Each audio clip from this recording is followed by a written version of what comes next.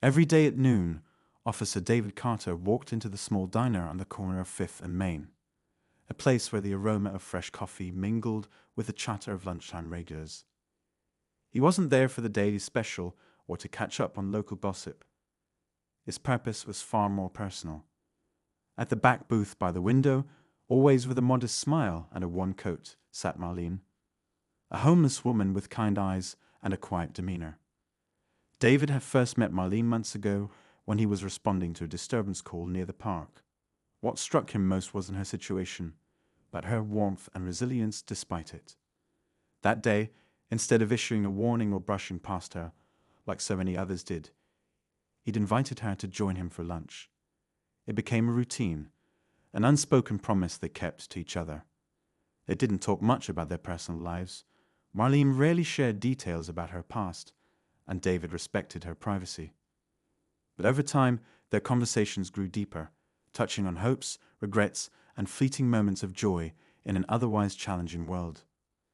To the casual onlooker, their connection might seem unusual. A uniformed police officer sharing a meal with a woman society often overlooked wasn't something you saw every day. But for David, those lunches were a grounding force. Marlene had a way of seeing the world through a lens of quiet wisdom, her words laced with a perspective only someone who had lived through profound struggles could offer. One chilly afternoon, as the diner's neon sign buzzed faintly against the grey sky, David noticed something different about Marlene. She was quieter than usual, her eyes darting to the window as if she were expecting someone. Or something. He asked if she was okay, and she hesitated before giving him a soft, just thinking about things. David didn't press her, but a feeling of unease crept over him. Their conversation that day veered into unfamiliar territory. Marlene shared bits and pieces about her life she'd left behind. Hints of a family she hadn't seen in years, of choices she regretted, and a past she couldn't seem to outrun. Sometimes, she said, staring at her coffee cup, the past finds you no matter how far you've come. David could feel the weight of her words, but before he could ask more, Marlene stood up abruptly. "Thank you for lunch," she said, her voice wavering. "I have to go." She left the diner before he could respond, the bell above the door jingling faintly as it closed behind her. That night, as David sat at his desk back at the precinct, he couldn't shake the feeling that something was wrong. His mind raced with questions. What had Marlene meant? Why had she left so suddenly? His instincts, honed over years on the force, told him this wasn't just a passing mood. Something was coming. Something big. The next day, David went to the diner at their usual time. But Marlene wasn't there. He waited, watching the door, but she never showed. Hours turned into days, and still no sign of her. David began asking around, talking to people in the neighborhood, but no one had seen her. It was as if she had vanished without a trace. Then, one evening, as David was leaving the station, a call came over the radio. A disturbance reported at an abandoned warehouse near the docks. The address was oddly familiar. It was the same area Marlene had mentioned once in passing during one of their lunches. Something about that place being a crossroads in her life. As David pulled up to the scene, his heart pounded in his chest. The air was thick with tension, and the faint sound of sirens echoed in the distance. He stepped out of his car, flashlight in hand, and approached the dark, looming structure. Inside, the shadows seemed to move, and the silence was deafening. And then he heard it, a faint sound, almost like a whisper. It was coming from deep within the building. "Marlene?" He called out, his voice steady, but laced with urgency. What he found next would change everything he thought he knew, not just about Marlene, but about himself and the world they both navigated. What happened inside that warehouse would leave him questioning the very fabric of his reality and the choices that had led him to that moment. But for now, all he could do was step forward, his flashlight cutting through the darkness, as the truth waited just beyond the shadows. David's footsteps echoed through the cavernous warehouse, the sound bouncing off the cold, concrete walls. The beam of his flashlight cut through the darkness, illuminating scattered debris, old crates, rusted tools, and broken glass. His senses were on high alert, every nerve in his body tingling as he moved further inside. The faint whispering sound that he had heard earlier was gone, replaced by an eerie silence that seemed almost too loud. "Marlene," he called out again, his voice firmer this time, though the uncertainty still lingered. Only the echo of his words came back to him. The warehouse felt like a place frozen in time, forgotten by the world outside. It was the kind of place that told stories of what had once been. Bustling activity, people coming and going, and now only held shadows and secrets. David's mind raced as he pieced together fragments of their past conversations. Why would Marlene mention this place? Was it a coincidence, or had she meant for him to find her here? He pressed on, sweeping his flashlight across the room. The beam landed on something unusual, a crumpled piece of fabric near one of the crates. David crouched down to inspect it, his fingers brushing against the material. It was a scarf, worn and faded, but unmistakably familiar. Marlene had been wearing it the last time he'd seen her at the diner. The knot in his stomach tightened. She had been here. Recently, but where was she now? As he straightened up, the faintest sound caught his attention again. A shuffle, a movement, coming from somewhere deeper in the warehouse. He turned quickly, the flashlight jerking in his hand as he scanned the area. "Who's there?"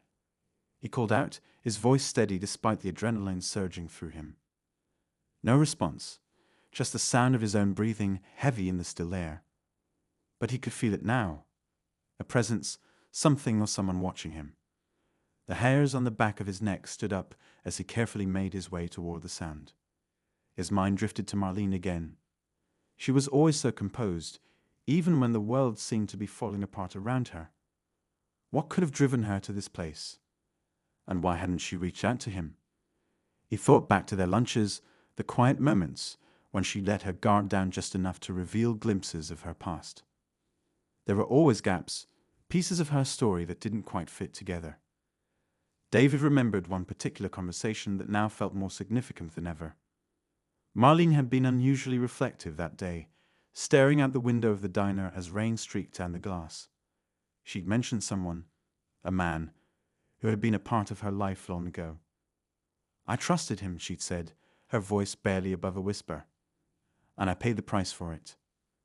He hadn't pressed her for details at the time, not wanting to overstep. But now, as he stood in the middle of this desolate warehouse, he couldn't help but wonder if that man had something to do with her disappearance.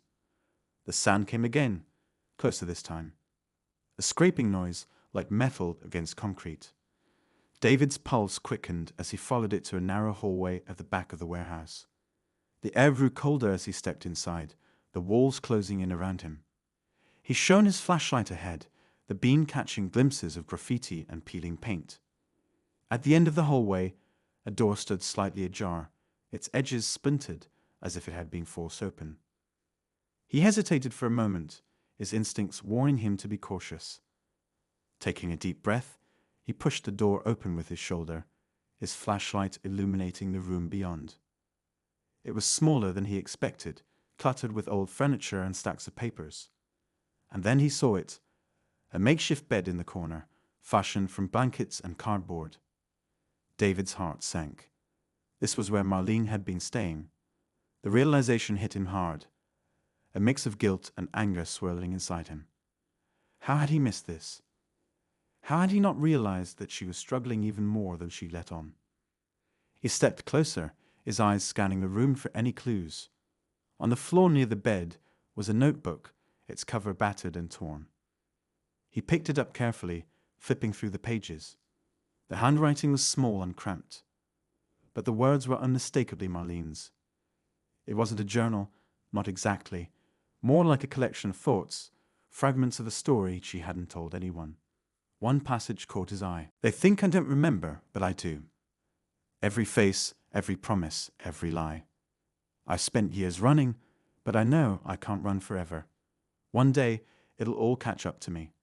And when it does, I hope I'm ready." David's grip on the notebook tightened.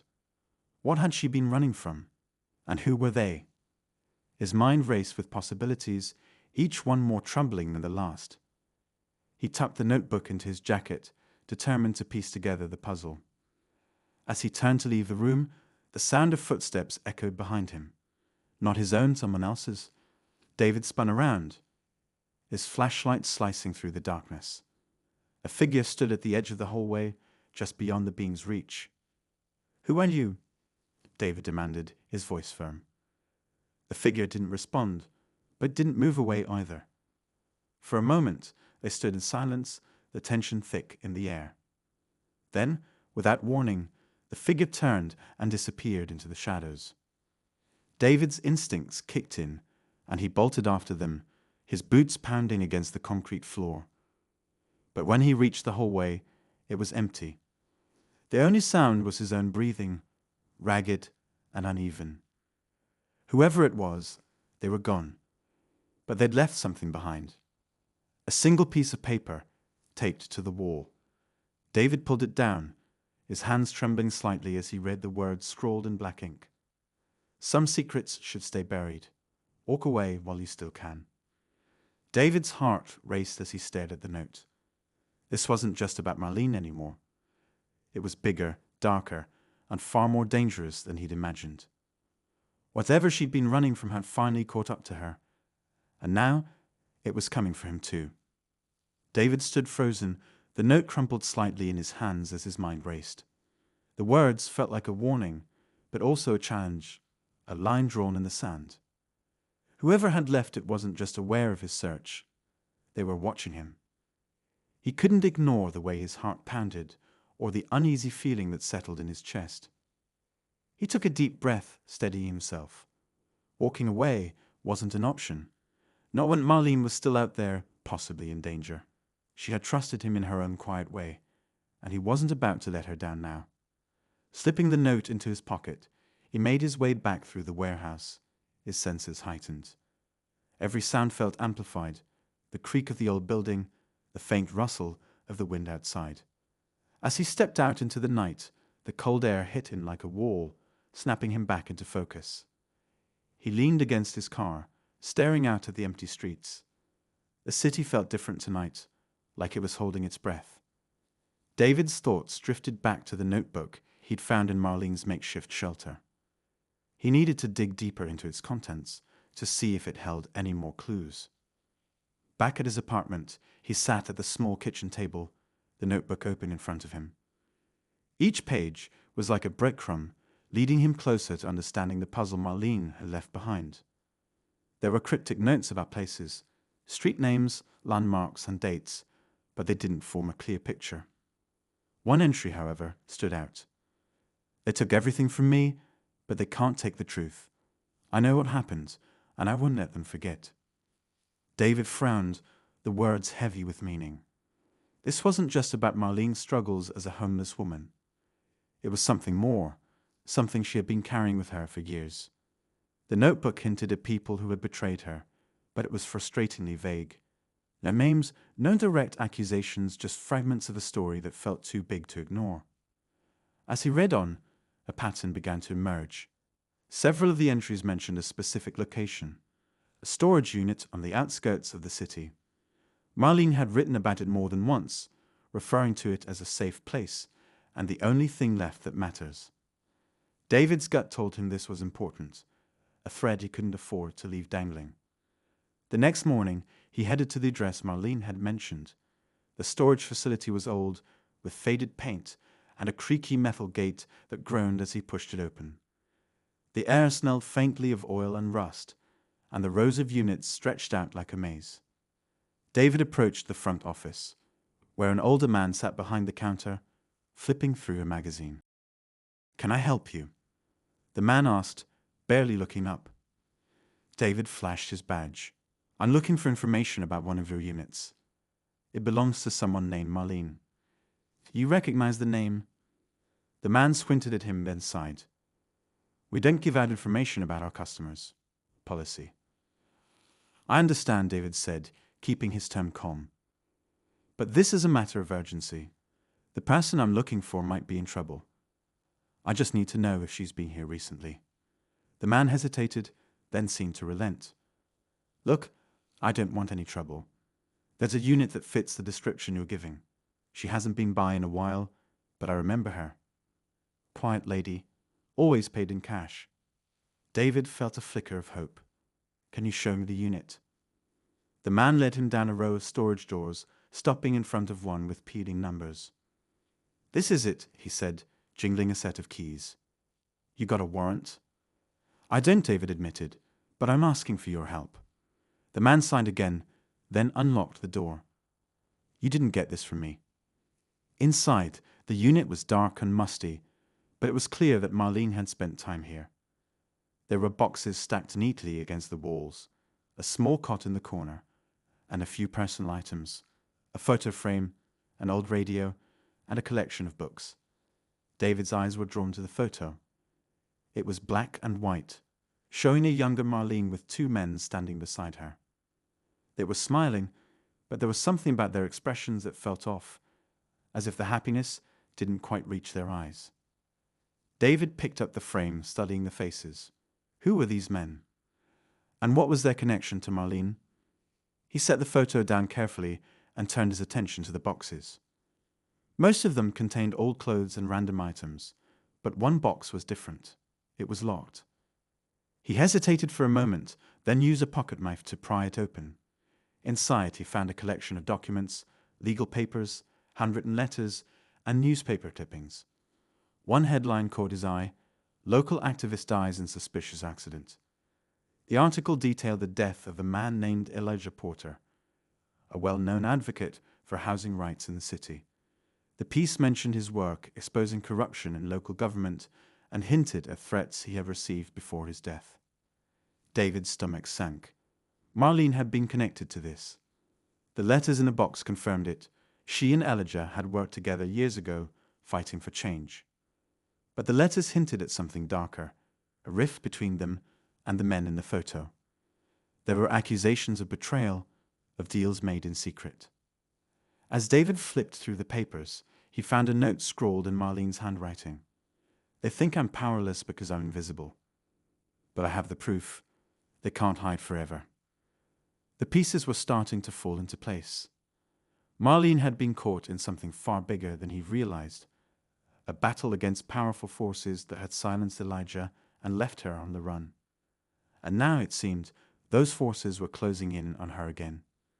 David felt a chill as he realized the full scope of what he was dealing with. This wasn't just about finding Marlene anymore. It was about uncovering the truth she had been fighting to protect. A truth that could shake the city to its core. But as he packed up the documents and stepped out of the storage unit, he couldn't shake the feeling that he was being watched. Somewhere in the distance, a car engine rumbled to life, and David's instincts flared. He turned, but the lot was empty. Still, its sensation lingered, a reminder that he was treading on dangerous ground. Whatever Marlene had uncovered, it wasn't meant to be found. But David wasn't about to back down.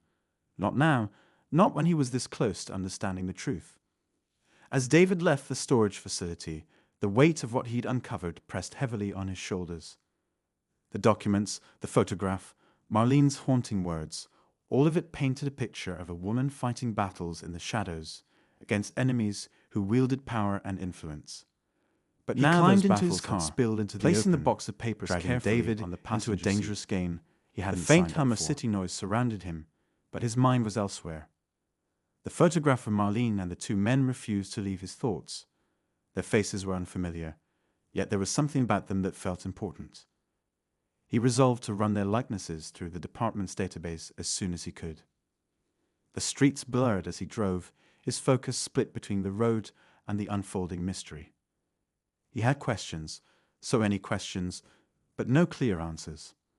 Why had Marlene been so guarded about her past? Who were the men in the photo?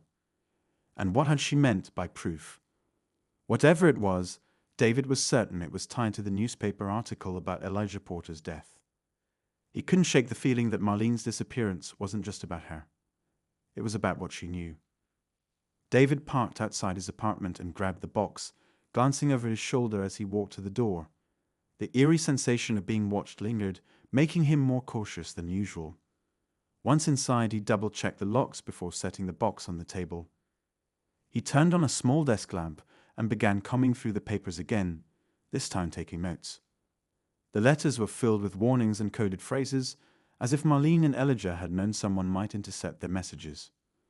One letter stood out, written in Elijah's neat handwriting. Asterisk, if anything happens to me, you know where to look. The ledger is the key. They'll do anything to keep it hidden. Asterisk, David frowned. A ledger? He flipped through the papers, searching for any mention of it, but found nothing. Could it still be out there? Had Marlene been trying to find it? Just as he was piecing together his next steps, his phone buzzed on the table, the screen lighting up with an unknown number.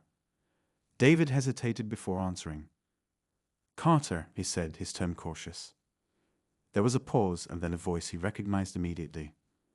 Officer Carter, Marlene said softly, her voice shaking. You need to stop looking. David's heart raced. Marlene, where are you? Are you okay? I'm fine, she said, but there was a tremor in her voice that betrayed her words. But you need to let this go. It's too dangerous. They're watching everything. Who's watching? Marlene talked to me. I can help you, David urged, gripping the phone tightly. You don't understand, she whispered. They don't care who gets hurt. If you keep digging, you'll be next. Marlene, listen to me, he said, his voice firm but gentle. Whatever's happening, I'm not walking away. I found the papers, the photo, Elijah's letter. I know about the ledger. Tell me where it is. We can end this together. Her silence stretched for so long that David thought she might have hung up. But then she spoke, her voice barely audible. The warehouse, the second floor. There's a room behind the false wall. That's where it is. Before David could respond, the line went dead. He stared at the phone, a knot tightening in his chest. She was scared, terrified, even. But she had trusted him enough to give him a lead. And now he had no choice but to act on it. The drive back to the warehouse felt longer this time. Every red light and slow turn amplifying his urgency. The streets were quieter now, the city settling into the stillness of the late hours. When he arrived, the building loomed in the darkness, its shadow stretching across the empty lot. David parked his car and stepped out, his flashlight in one hand and his other resting near his holstered weapon. Inside, the air was colder than before, and the silence was even heavier. He made his way to the second floor, his footsteps cautious on the creaking metal stairs. Marlene's instructions echoed in his mind. Asterisk, a room behind the false wall. Asterisk, he swept his flashlight across the walls, searching for anything that seemed out of place. At first, nothing stood out. But then he noticed the section of the wall where the paint was slightly different, as if it had been touched up more recently than the rest. He ran his fingers along the surface, feeling for a seam or a latch. Finally, his hand caught on a small indentation. With a firm push, the wall gave way, revealing a hidden door. David's pulse quickened as he stepped inside. The room was small and cramped, filled with file cabinets and old storage boxes. On a desk in the corner sat a thick, leather-bound ledger. It looked unassuming, but David knew better. This was it, the key Elijah had mentioned. He approached the desk cautiously, picking up the ledger and flipping through its pages. Names, dates, amounts, dozens of entries detailing transactions and payouts. It didn't take long for David to understand what he was looking at. This was evidence of corruption on a massive scale. Politicians, business leaders, even law enforcement officers. The names on the list were powerful, untouchable, and now he was holding the proof that could bring them down. Before he could process the full weight of what he'd found, the sound of footsteps echoed from below. David's chest tightened. He turned off his flashlight, plunging the room into darkness, and listened. The footsteps grew louder, deliberate and heavy, accompanied by the faint murmur of voices. He wasn't alone anymore. Whoever they weren't here by accident. David slipped the ledger into his jacket and moved toward the door, his heart pounding in his ears. He peered through the crack, trying to gauge how many people were out there. From the sound of it, there were at least 3, their voices low and tense. We can't leave anything behind, one of them said.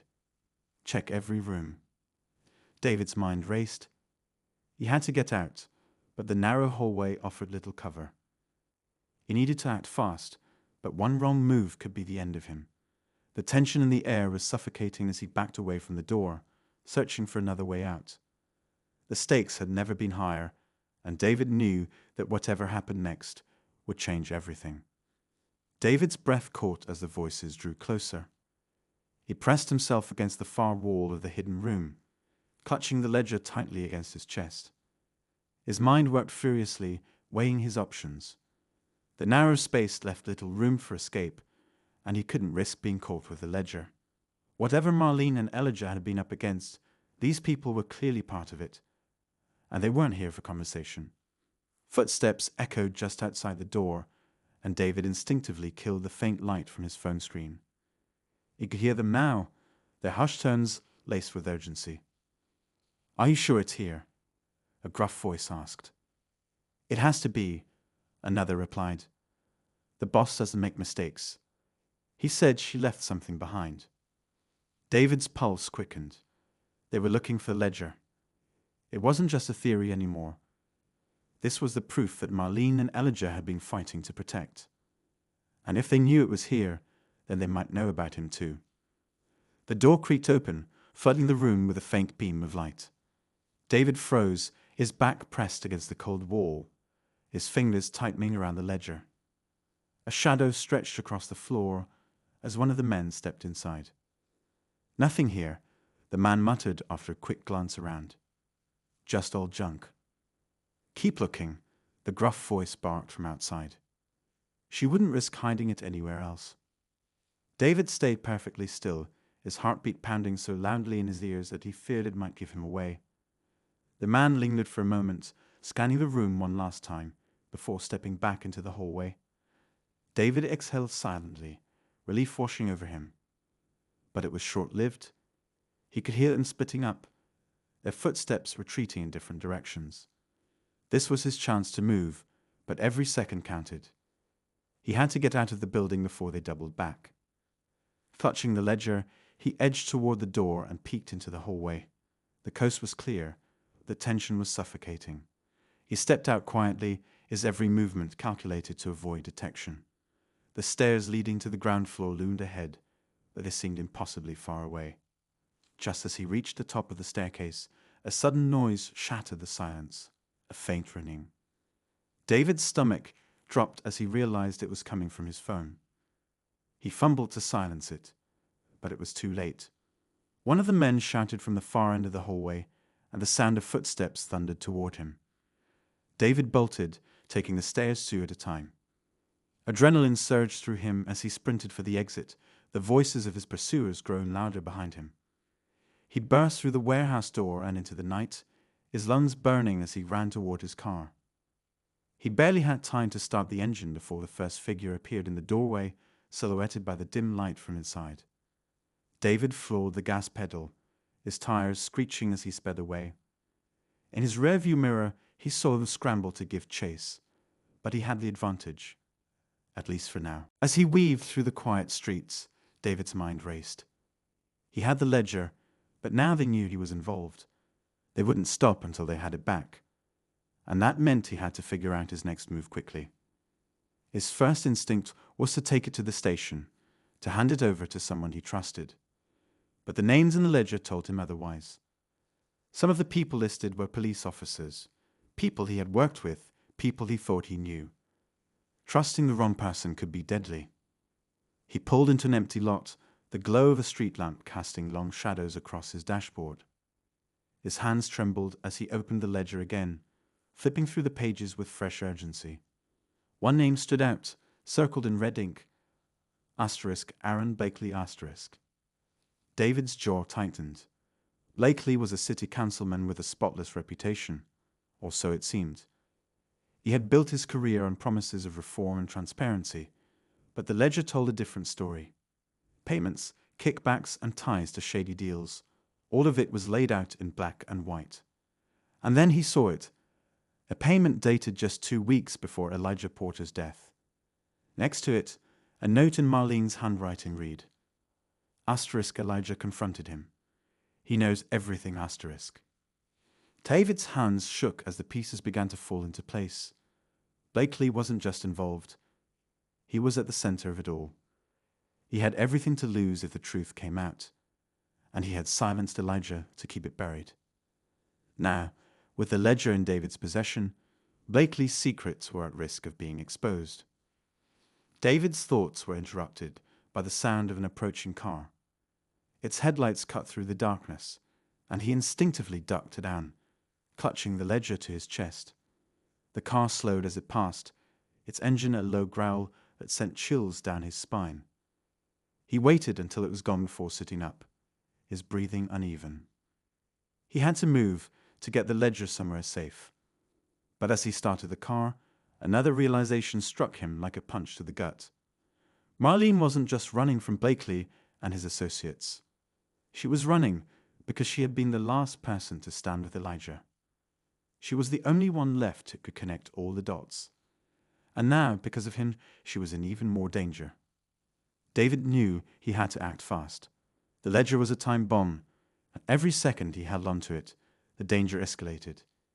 He decided there was only one place he could go, somewhere public where he wouldn't be cornered and could think clearly. He drove to a nearby diner, the kind that stayed open all night, its neon sign flickering against the dark sky. Parking his car in a lot where he had a clear view of the entrance, he grabbed the ledger and went inside, slipping into a booth at the back. The place was nearly empty, save for a waitress wiping down the counter and a lone trucker nursing a cup of coffee. David ordered a drink he didn't plan to touch and spread the ledger open on the table. He needed to take pictures of the pages to create a backup in case something happened. His phone's camera clicked softly as he captured page after page, documenting every name, every number, every damning detail. As he worked, he couldn't shake the feeling that something was off. The waitress glanced his way too often, her movements a little too deliberate. The trucker's eyes lingered on David longer than they should have, even from across the room. David's instincts screamed at him to leave, but he forced himself to stay calm. He couldn't risk panicking and drawing attention to himself. Just as he finished photographing the final page, his phone buzzed with a text from an unknown number. Asterisk will know where you are. Leave the ledger and walk away. Asterisk. His stomach dropped. They had found him. His eyes darted around the diner, his heart racing. The trucker stood suddenly, tossing a few bills on the counter before heading for the door. The waitress disappeared into the kitchen, and David felt the walls closing in around him. He shoved the ledger back into his jacket and stood, walking quickly but casually toward the exit. The cold night air hit him as he stepped outside. He scanned the parking lot, his car the only vehicle left under the flickering streetlights. He took a step toward it, but a voice stopped him cold. "Not another move," a man growled from the shadows. David turned slowly to see two men stepping out from behind a parked truck, their faces partially obscured by the dim light. One of them held a gun, its barrel pointed directly at him. "Hand it over," the man demanded, nodding toward David's jacket. David's mind raced. He couldn't give them the ledger.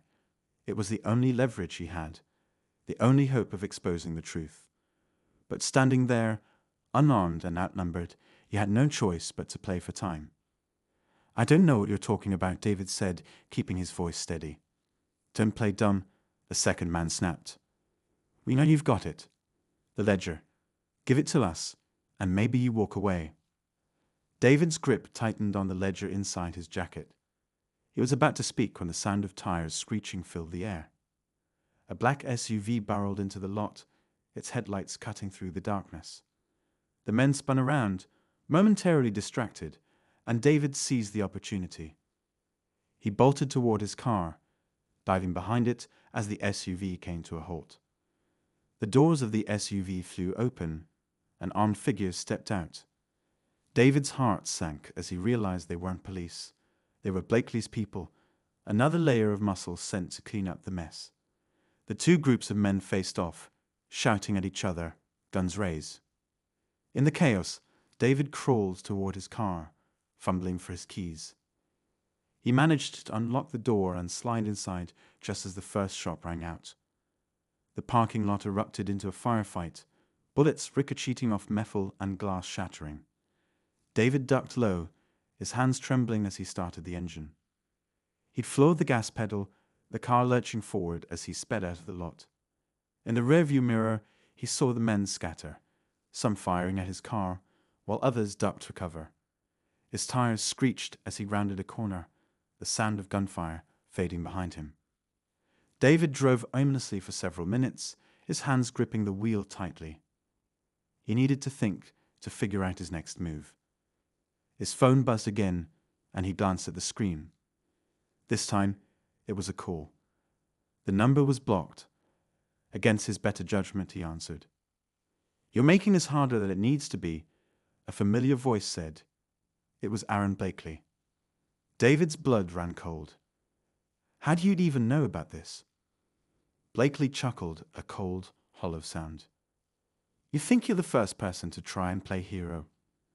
Elijah thought he could take us down too. Look how that ended." "You killed him," David said, anger flaring in his chest. "Elijah made his choice," Blakely said smoothly. "And now you're making yours. Here's how this works. You hand over the ledger, and this all goes away. You can get back to your life, pretend none of this ever happened." Or his voice trailed off, the threat unspoken but clear. David's jaw tightened. "You're not getting it. Not now, not ever." Blakely sighed. "I expected you to say that. Just remember, Carter, this city has a way of swallowing people like you whole." The line went dead.